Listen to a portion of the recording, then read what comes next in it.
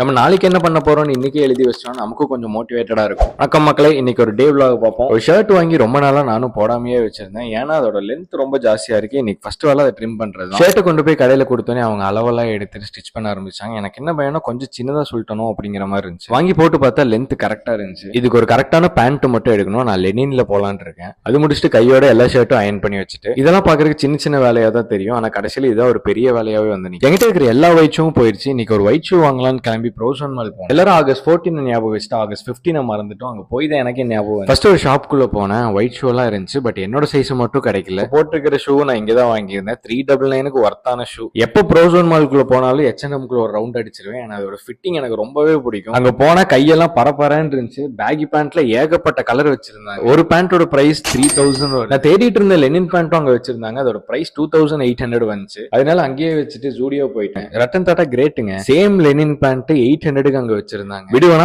தூக்கிட்டேன். கிராக்ஸோட மெட்டீரியல்ல ஒரு ஷூ வச்சிருந்தாங்க. அதோட பிரைஸ் 299 தான் வந்துச்சு. அதுவும் எடுத்து வெளியே வந்தோடனே பசி எடுத்துருச்சு. சுமாரான பிரியாணியோட நாளை முடிச்சுக்கிட்டேன்.